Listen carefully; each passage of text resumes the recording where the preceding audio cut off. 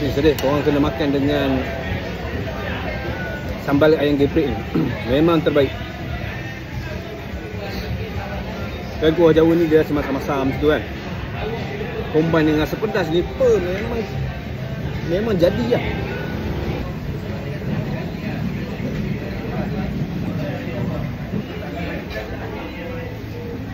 So sekarang ni saya nak cuba mi Jawa daripada Wak Mi. Bismillahirrahmanirrahim.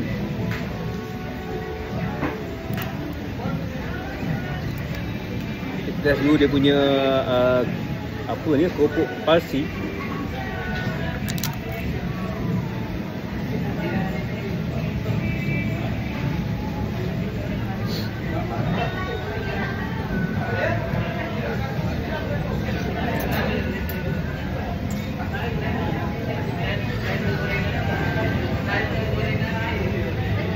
Terbaik. Kuah dia pekat, tak cair, rasa lemak-lemak macam tu.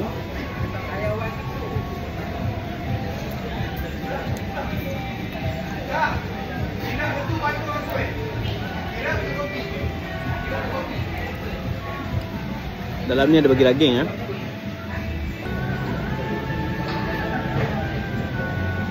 Makan daging dia.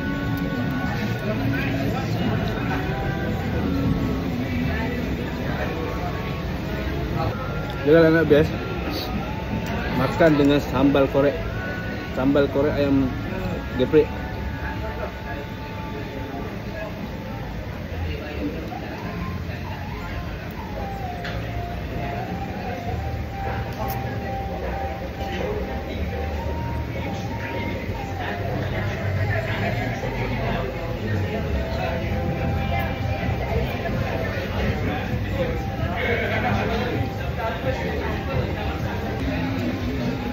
Boleh bagi lada jeruk lah.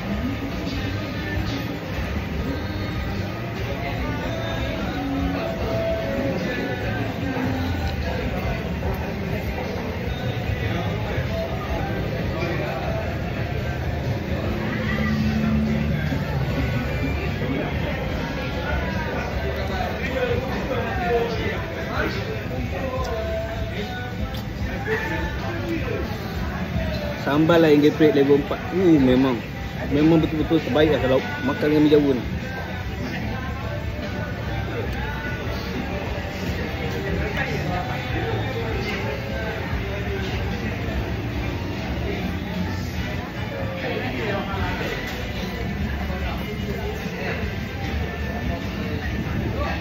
Letak sayur, letak daging,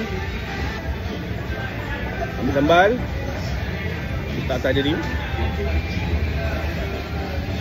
ambil makan sini. Bismillahirrahmanirrahim.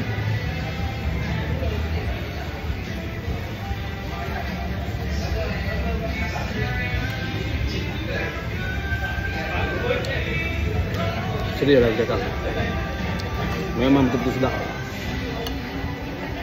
Mi Jawa Wak Mi ni kalau korang dah try sekali, aku berani jamin korang mesti rasa nak lagi. Esok confirm rasa nak lagi. Sebab rasa dia rare tau. Dia tak macam mi Jawa lain. Kadang-kadang mi Jawa lain dia macam masam sangat, kita akan cepat muak. Sebab apa? Kuah dia macam pekat. Tapi ini tak. Makin kita makan, makin kita rasa macam nak lagi. Tahu dia jadi macam lagi tau. Saya rasa sebab makan dengan sambal geprek level 4 ni lah.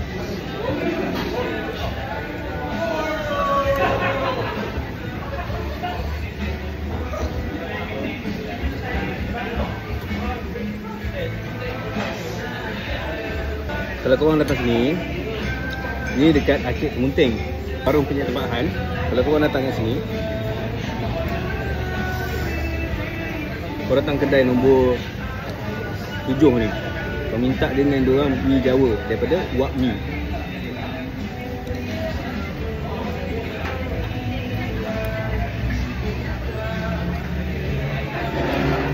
Memang baik.